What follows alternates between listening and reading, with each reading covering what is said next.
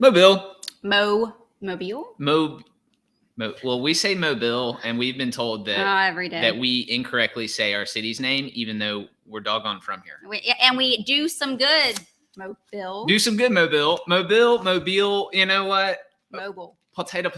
You know what I mean? It's all good. Like it's totally cool with me. Excited to have you guys with us. This is our 4th annual Do Some Good Mobile publication, and we're interviewing all the folks that are in this thing. Anyone that wants an interview, that are doing some good. This is the 2nd year that we've done interviews for the publication, and it's really an exciting part of the project to me. So sit back, hang out, and then we're going to tell you who we have on today.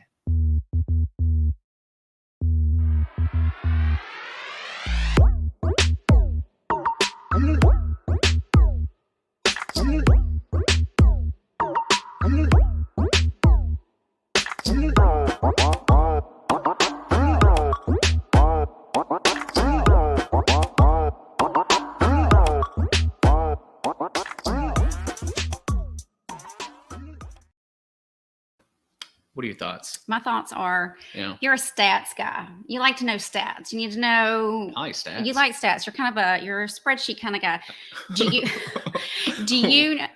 That's true. I didn't know if you were making fun of me or not. Oh, definitely. Out of love. So, do you know what, along with the Gulf Coast, do you know what 1 in 6 citizens and 1 in 4 children struggle with every day?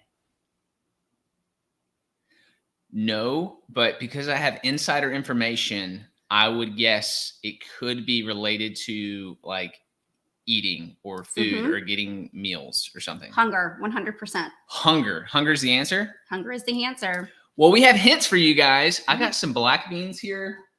I've got some chicken noodle soup here. And I've got some jambalaya mix. That's your hint for who we have on today. Who do we have on? So we have on Feeding the Gulf Coast, which is an incredible organization. I cannot wait to peel back the onion layers, literally, on this one. That was good. I know. We have special today. We have 2 members of Feeding the Gulf Coast on, and we are so excited. Let's bring them in. Let's bring them on. Hey guys. Good morning. Good morning. Good morning. We love it. We love it when we can have multiple screens going on and have a really serious group conversation. This is good. We love it. So for those of y'all watching, you can see the names on the screen, and those of you who are listening, we have on Michael Ledger, which is the CEO of Feeding the Gulf Coast, and then we have on Cindy Baggett. So we're super excited to chat with you guys today. Our goal today with this podcast is to bring Feeding the Gulf Coast to life, to educate our listeners and our watchers on everything that you guys do. And so with that, you want to... He's organizing his food pantry over here. I am. Yeah. So I guess I would start off and just say, hey, let's say I meet you guys on the street and you tell me, hey, we're with Feeding the Gulf Coast. And I ask, that's awesome. What is that? What would you guys tell me that Feeding the Gulf Coast is? So Feeding the Gulf Coast is one of 200 Feeding America food banks across the United States. A little known fact is that every county in the United States is served by a Feeding America food bank. Feeding the Gulf Coast serves 24 counties along the Gulf Coast of Alabama, Mississippi, and Florida. That equates to 24 counties and more than 22,000 square miles. So we work with partners in the community to get food to those 1 in 6 individuals and 1 in 4 children that Mandy mentioned are food insecure right here in our community. So incredible. My mind, as you were saying that, Cindy, my mind was like 24 counties. Is that what you said? That's right. And 22,000 square miles. It blows my mind when I'm driving, say, to New Orleans, and you just keep driving from Mobile to all across Mississippi, and you're still driving, like, wow, this is still our service area. It's vast. Yeah. The logistical, it amazes me logistically what our and though we call ourselves Feeding the Gulf Coast, some of our counties stretch so far inland they're practically parallel to Montgomery. Oh, wow. So it's not just the fact that we go along the Gulf Coast. We're also inland quite a ways in some cases, which back to the 22,000 square miles. It's a lot. It's a whole lot. Okay. So yeah, that's crazy. Okay. So big area, a lot of people. So how does this even begin to work? Like how does that operation happen? Like what are the pieces of this machine? Well, I think of course, food is the where it all starts. It's the anchor, what we do. So it starts with collecting food, and the funds and to get it. So we have contracts with things like the USDA TFAP program, after school feeding programs, summer feeding programs. These are programs that we stay in compliance with to make sure that we're able to get the food that could be our fair share for this for our communities that we serve. But we're also collecting food from other partners, such as retailers across the area, all manner of grocery stores. We have our drivers going out with trucks. You may see them in your neighborhood. They're backing up to the back of these grocery stores, collecting the food that they can't really sell, maybe dinged or dented, have some other issue. We bring it back here, and we have folks sort that food, rebox that food, and then make that available to our pantries. And that takes us to the next big part of this. None of this happens without our pantry. So we partner with over 400 of those across all of this area that we've been discussing. And so these are the folks that are literally putting the food in the hands of those in need. And those pantries are brick and mortar pantries. They're mobile pantries that might just be a pop-up at a parking lot where they distribute 5, 10, 20,000 pounds of food. And then we have another maybe 140 or 50 partners in our child nutrition programs. So, we could be inching up to around 600 total partners that we work with. But none of this work would be possible with. So we're collecting food. I mentioned the retail program, our federal programs. We're also purchasing food. We've been purchasing food at a rate unprecedented the past few years, and we're continuing that right now. Supply chains, as I'm sure everybody's heard, has been a challenge. And so we're purchasing a lot of food. So any which way, and we work with local farmers, collecting food from them as well, whether that be gleaning fields, which is taking food that really didn't get picked in the main harvest, or just buying it straight out from farmers, which is a great win-win because we're supporting the local economy while we're getting that food to the folks in need. So getting food and turning it back out and around, that's one piece of the puzzle. That's incredible. And it takes a lot of hands to get that done. I know that you guys rely on volunteers and the members of the community to help make all of those things happen. And so one of the questions that I had is, now that we're in a time of inflation in the world that we're living in, so the people that you're serving are already struggling, and now we've got this world of inflation. So I am assuming that your services are needed now more than ever. Oh, absolutely. I think that it's safe to say we've been living in a perfect storm of just those supply chain issues that Michael mentioned, the increased food cost, and then the challenges that people who have had in the workforce due to COVID-19. They all come together to just mean that our services have been needed more now than ever before. Easy to say that. And so it's just really important that we're leveraging all of those opportunities to get the food in the best way that we can, that Michael mentioned, so that we're really meeting that need. At the height of COVID-19, we saw a 1,000% increase in web traffic. So visitors to our website who were seeking information about how to get food assistance. And while that has leveled off some, it still remained higher than it ever had been before. So really just ensuring that we're kind of meeting them where they are, whoever they are, whatever these people are needing, that we can be there to provide those resources, so that as they're facing these challenges, that putting food on the table doesn't have to be one of them. Absolutely. And so I know that you guys, y'all are working directly with the schools with your summer programs and your backpack programs. That it's something that I don't think that a lot of us realize, that, some children completely rely on the school system for their meals. They don't have their meals in the evening, or maybe they take some snacks home from school with backpack programs. But tell us a little bit about what you guys do and how that works. I know that you rely on the community for some of those programs as well. And I know that since summer is coming up, I would love to hear more about that program. Yeah, we're actually right now working on getting everything set up for our summer program. It's a big transition as we move out of after school feeding into summer feeding program. And as you mentioned, cafeterias at schools is a huge source of nutrition for children. And when those schools close, we have to find a different way to reach them. So our summer feeding program is a big way to do that. And great partners in the community that work with us to make sure that they're able to take the food and put it in those kids' hands is how it all works.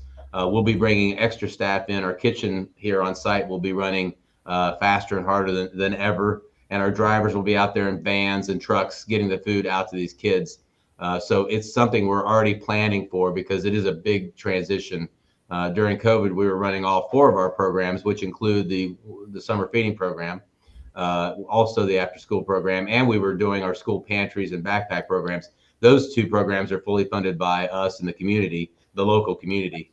And this is food it ensures that a child, when they go home for the weekend, they have access. So they're able to take that backpack in the case of, say, of an elementary school age child. They take that home. There's that Pop Tops food that they can get their hands on throughout the weekend in the hope that they're sustained until they're back in the classroom, or in the case of summertime, back at a summer feeding site, and have that access on site in those programs. So that's something we're actually working to expand right now. One of the big initiatives we're working on here at Feeding the Gulf Coast is getting to all of our rural counties and making sure those schools have equal access to these same programs, the school pantry, which is a little bit more geared to the older children. They can actually go in and sort of pick what they'd like to take home with them versus the backpack itself, where On we sort of made campus? this decision. On campus, that's right. This is the first that I am actually hearing of that. I had no idea that you guys were able to provide things on campus for the older kids to go in. That's incredible. How long have you guys been doing that? We're actually one of the sort of beta testers in the country for that program.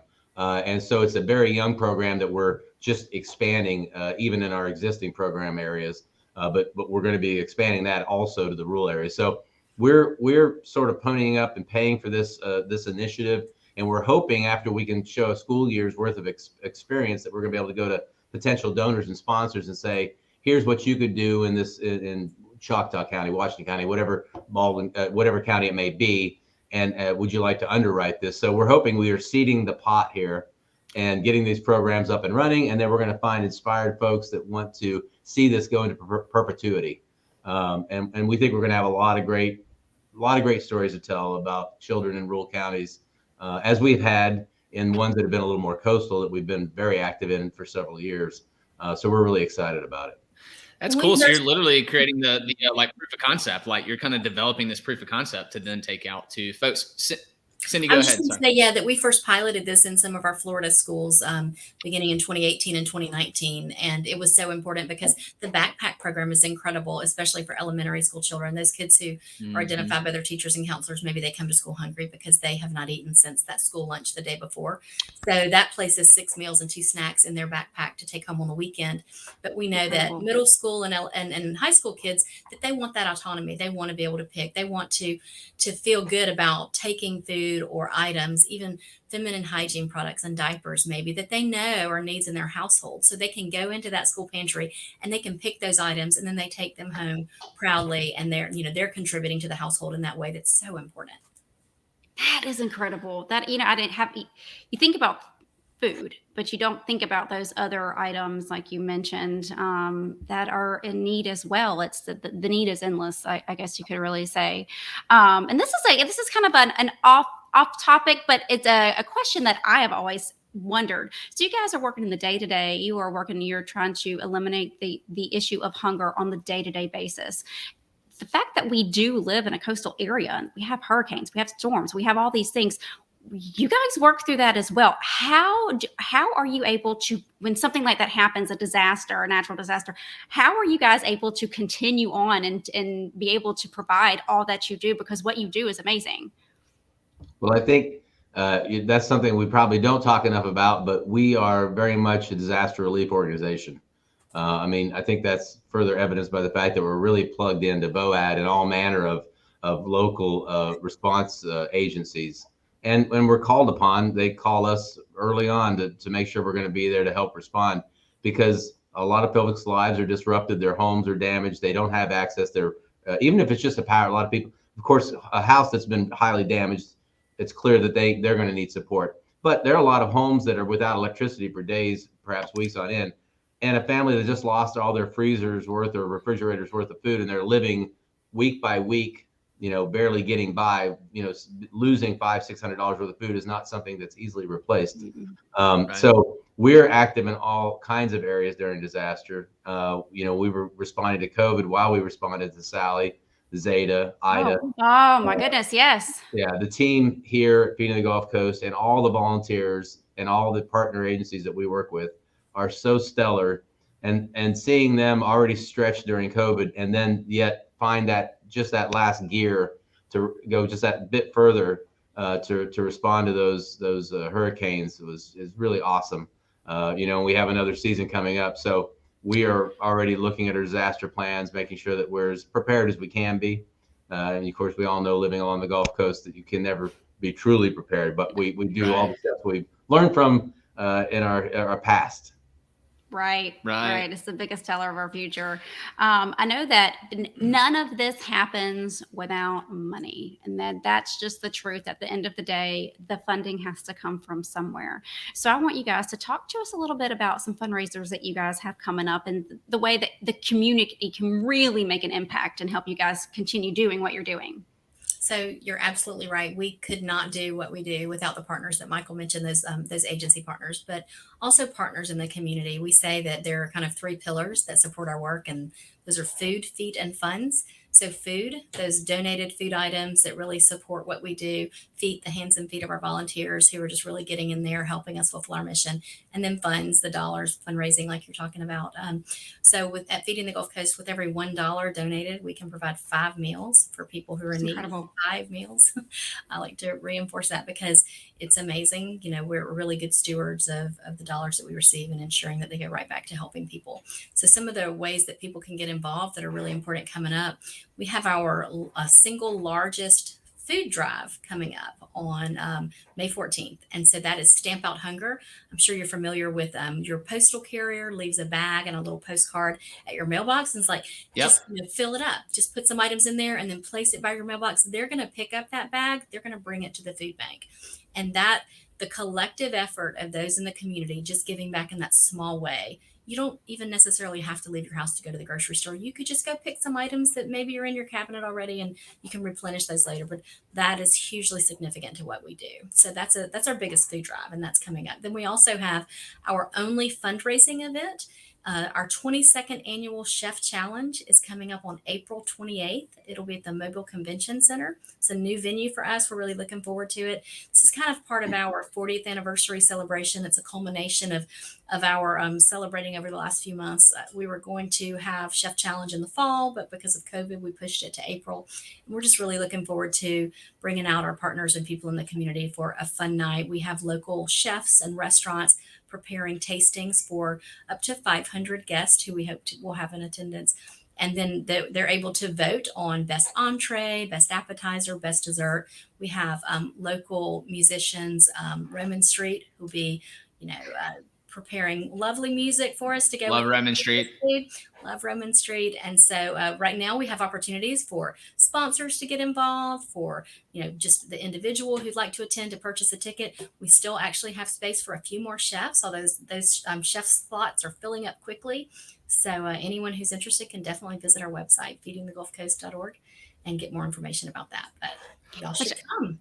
Yes, absolutely. I was going to say, when I say this, I'm not knocking any one organization or any fundraiser in particular. It's easy to throw together, a 5K and those things in the community to do. And those are fabulous. We attend them. We love them. We've thrown some ourselves, but you guys really have come up with an amazing way, a very creative fundraiser that really brings out talent with chefs in our community, and it's something different for people to experience. And I think that it's incredible. So I just want to give you guys, just want to acknowledge the fact that you guys were very creative and amazing. And the fact that it's in Mobile is exciting. It has been across the Bay, right? Before? So we have, because our service area does extend across 3 states, we've actually had a Chef Challenge in Florida and Mississippi, but the one in Mobile is the only one that has been ongoing for more than 22 years. So. Wow. I love it. I want to acknowledge the food drive too, because the way that y'all do that is actually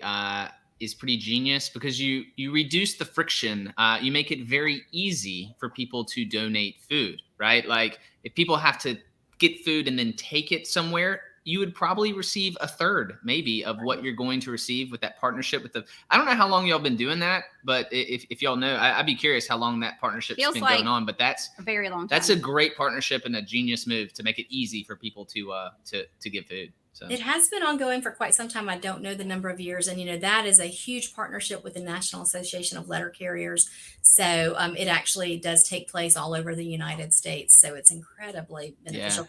although, I have to say, just to give credit to Mobile and Baldwin counties, it's larger in our area here in Mobile and Baldwin County than it is in other parts of our service area. So the Mobile community especially is really great at just standing up and giving back and supporting this one day where we do try to make it really easy for people to do that. Absolutely. And Very cool. everybody can open their pantry. Most everyone can open their pantry and pull out some non-perishables that they are willing to part with. And then I wanted to remind everybody too, that is May 14th. That's right. Anyone and everyone can participate in that. And then April 23rd is when the chef, right? April 28th. Oh, Yep, thank you. Thursday. Yep. That's Yep. all right. Yep. I'm just One more impressed time. that you got to 28th. make I it. had that April one. I was 28th. going to get that one. Pop quiz. No, thank you for correcting me. That is awesome. And as we wrap up, and I think we've covered all of the things I think that we need to cover to bring this organization to life and to let everyone know out there what you guys are doing. But as we wrap up, Brooks has a question that he likes to shoot out. I don't know if you guys remember this one. It's like a wrap up. Like, Yeah. I just like to ask, I like to give everyone the shot. Like, hey, is there something that you wish we had asked you that we didn't, or something that like you don't get to shine a light on as much as you'd like about feeding the Gulf Coast? You're like, yeah, if only we got asked this more. What items come to your mind when I say that? I think the thing that I'm still daily amazed with is, and I don't know how I would ask it in the form of a question, but I would make the statement that it's just such an intricate organization. We just touched on a few of the things we're working on. Mhm. There's literally probably hundreds of things we're working on simultaneously. can Further things imagine. we're doing in child nutrition, our operations department, programs we're doing to try to get people out of the cycle of hunger. Our outreach department is connecting people to SNAP and other benefits. I could just go on and on. Our advocacy department, who's literally meeting with people, will be meeting next week with senators, congressmen to advocate, telling them what do we see in our neighborhood, what's going on in our neck of the world. I think that's a part of the world. That's a big job for us to try to be a megaphone for what we see. Before I got into this work, of course, I was aware that there was hunger in an abstract way, but not in the real tangible way. Right. And so our job to make sure that people know what we're dealing with every day is a huge part of it. Just so many moving parts of this organization. I'm still astounded at how many moving parts there are to it. We could sit here for hours trying to go over it all. Of course, we talk about food primarily because that's the anchor. But there's just so many other things we're trying to do while we're moving that food. How can we move the needle in other ways that are incremental and complementary to that work? And I feel like we wring the rag dry on that as best we can. So I think that's the only other thing I would want to impress is there's just so many other things happening in the organization that are hopefully improving people's lives, particularly as it relates to hunger. Got it. It takes a village, I'm sure, to get to do what you guys do. One thing that I thought about too, in the past, maybe pre-COVID, I know that you guys, you had people come out and help sort the food that you guys have in the pantry, especially like students and children in schools and stuff like that. Is that back up and running, or yeah?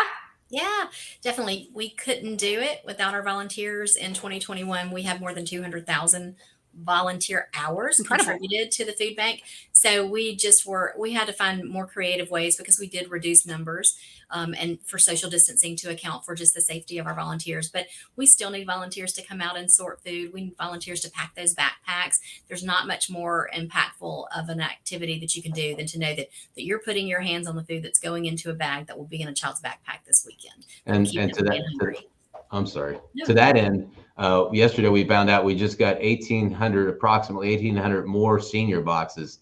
We've been advocating to the government that we need more. We've got seniors on waiting lists. And I think it turns out to be about 1,800 more, which is huge for us. That's going to double the number we're doing. But those senior boxes have to get packed.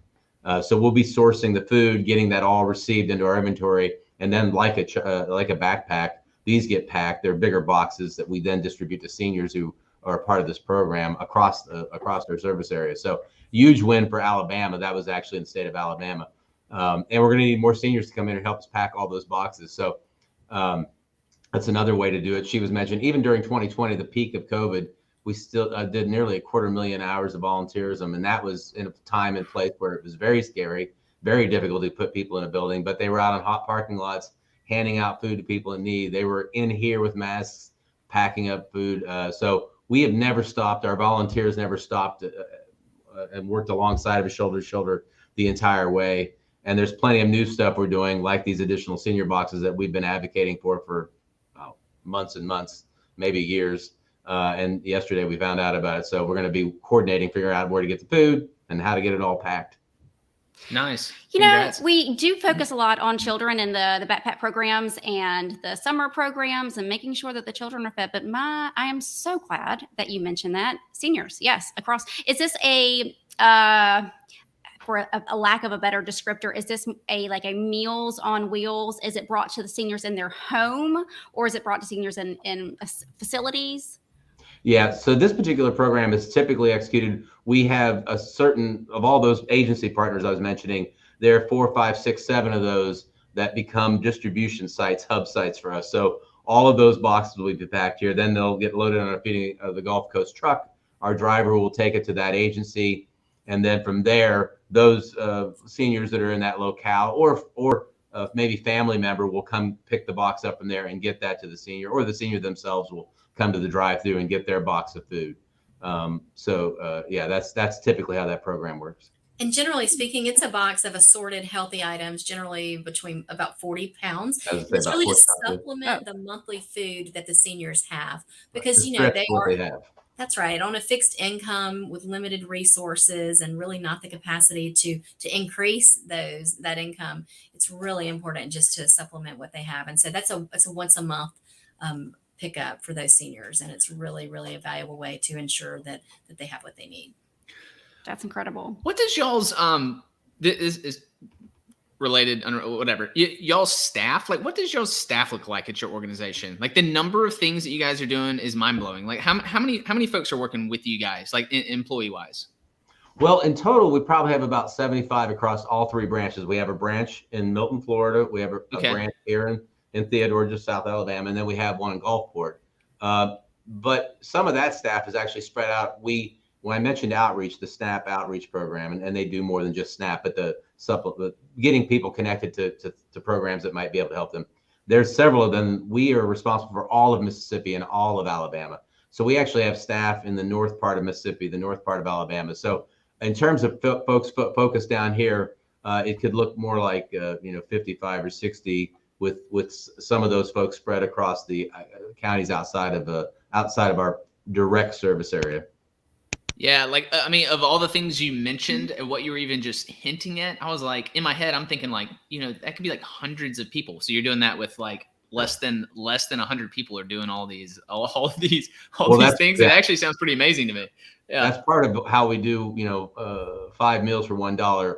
But we probably are getting to a point where we may need to add a few people. There's only when I said we're doing hundreds of things, I meant 100. Yeah, yeah. And, nonprofit world, we all wear many hats for sure. Yeah, each employee is literally in charge of 2 projects a piece or whatever. So a lot more that's amazing.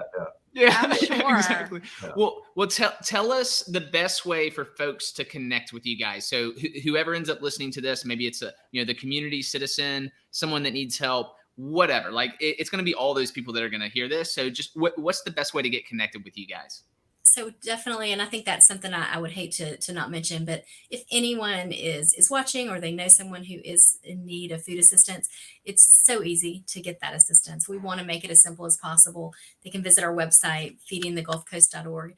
There's a find help. You'll just click on that, you enter your zip code, and usually there's a place within a mile or so of where anyone who enters their zip code within our service area should be able to go and get food assistance. If they don't have internet access, they can call 1-888-704-FOOD, and one of our staff will actually answer the phone and will get their zip code and go through that process and provide them those resources, the hours and locations where they can get food assistance. So always, of course, our website is going to be the best way to get that information. Same for volunteering or partnering in any way. You can make donations on our website. You can sign up to volunteer on our website. You can see what volunteer opportunities are available and which of those opportunities fit within your schedule. If anyone just wants to learn more about the food bank, I'd love to give them a tour. There's they can just reach out on our website. There's a link there to schedule a tour. It would take maybe a half hour, and you could learn more than you ever knew possible about feeding the Gulf Coast and the way that we're able to reach those in the community. Another Yeah, and cool talk about thing a tangible way, right, to get in there and really see that. So, sorry, Michael, go ahead. Oh, I'm sorry. I was just saying another cool thing on the website. I'm really proud of it with the team put together. We're going to be wrapping up our 40-year celebration. It probably would have been wrapped up, but given last year was it, and we had our proclamation Feeding the Gulf Coast Day last December 1st with the mayor and a great event we had. But because of COVID, we didn't get to do everything we wanted to do. So we're going to be putting a bow on it at this year's Chef Challenge. And there's some great content we're going to be having on videos, playing, etc. But on our website, you can click on that link and it'll take you through a timeline, really well done. And you can see the people that started this 40 years ago, the folks that did the first $5,000 donation, the little 900 square foot building that it originated into where it is today. So another cool thing you can do to learn a little bit more about feeding the Gulf Coast, and you may recognize some faces and names of all these people that put a lot of work into growing the organization that it has become today. That's great. That sounds exciting. Yeah. So all that, and we'll be sure we'll be linking up the website in the show notes and like where this gets posted, so people will be able to directly just click and go straight to your website to check that out. So, well, thank you guys so much for taking the time out today to spend with us and tell us more about your organization. We really do appreciate what you guys are doing. I have a last minute question. Okay, go ahead. Okay, so we all know about the non-perishables and the things that you typically get donated. Are there some items that you guys need more so than those items that you don't necessarily get? Like if you could ask for some things in specific that people can donate to you, what would they be? So Well, I'll start by saying, actually these non-perishable items are becoming more and more important. We have changed our food supply. We're doing a lot more perishable items. It's a whole infrastructure thing, and I know we don't want to get into that deep dive, but we're doing, and that's the most healthy food, and it's food that we can often locally source. But these non-perishable items are getting harder for us to find, to buy. They're getting more expensive. The freight's higher to bring in. So I would say if you were going to donate, non-perishables is certainly non-perishable food is certainly one of the things that we probably are struggling with the most right now. But Cindy may have something else. I was just going to say specifically that any source of protein, protein historically is going to be more expensive. So that might be just a nice, great jar of peanut butter or some canned tuna or canned chicken. Just the staples. If you think about what your household needs, and maybe when you're shopping, you're like, wow, peanut butter is kind of expensive. It is. So peanut butter and jelly, pasta sauce, rice, beans, pasta, but really those sources of protein are really critical, and that helps us a whole lot. I am so glad that you mentioned that. So glad that you mentioned that. Yeah, it's important. I think it's like you said, whenever you're shopping and the things that you are getting, these are the things that are needed the most. So absolutely. Thank you guys so much for being here today. Is there anything else that we did not cover today that you guys are wanting to share? Well, I'd just like to thank you for all the things. Thank you for having us on. Any chance we can, as I mentioned earlier, to try to share what we do, this amazing team and our partners do, and what people are facing. 1 in 4 children are hungry, and people need to know that. So we appreciate you helping us get that word out. And I would say what helps me to visualize that 1 in 4 children, and I may have said this when we spoke last time, but if you picture a row on a school bus with 2 children in each of the seats on either side of the aisle, that one of those 4 children on that row is hungry. So that's important to me, just to put a face of a child with that number, that 25%, that 1 in 4. I am so glad that you said that. That is a fantastic visual, and it brings it to reality for sure. It's incredible. Y'all keep doing all the good that you are doing, and we are so excited that we were able to have you on. We look forward to having you on next year. And then everyone snag a copy of the Do Some Good, find their information there, reach out, donate, do all the things, and help this organization continue to do. There you go. There it is. That's nice. I like that. Yeah. All right, guys. Thanks so much for the time. We'll talk to you soon. Thank you so much. Bye-bye. Right. Thank you. Bye-bye. That was great. That was It was fantastic. good interview. Food, feet, and funds. Yes. Did I get that right? Food, feet, and Food, funds. feet, and funds. I was gonna earlier you were asking about the volunteers. I was like, Mandy, that's the feet. But then like one of them said something I didn't want to interrupt or whatever. So that was great. Great interview. Any takeaways from you? Obviously, I'm still sitting here with my black beans and my chicken noodle soup. That could be perfect. Yes. Perfect food pantry donations, I think. So Final word is like, as Cindy and Michael were talking, kind of got emotional. It is insane how much is going on in our community every day, all day long, all these organizations, these resources. And it truly is like, if you are if you're hungry, if you are homeless, if you are going through a mental health issue, Mobile, we are doing some dang good. We are. There are so many organizations out there ready just to wanting to hold your hand and walk you through whatever you are going through. So you think we're gonna change the name of the magazine? Do what? Do some dang good, Mobile. Do some dang good. Yeah, maybe. Is it? Yeah. No, I like it. Well, you were very passionate and excited about that. You like t-shirts? They could be on the t-shirt. Yeah, we're gonna put that to the committee. Do some dang good for a vote. So, all right, guys, thanks for being with us. We will see you next time.